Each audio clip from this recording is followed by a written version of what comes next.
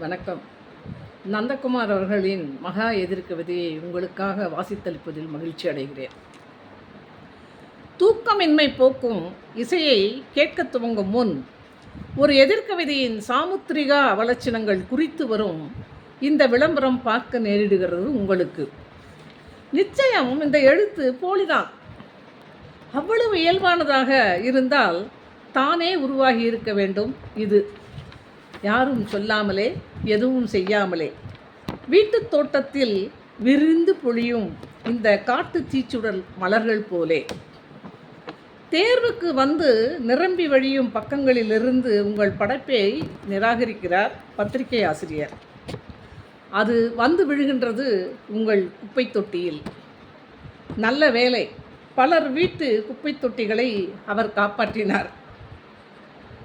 ஒவ்வொரு முறையும் ஆணுரையை தலைகீழாக அணிந்து பின் சுதாரித்து சரி செய்து மாற்றிக்கொள்கிறான் அவன்.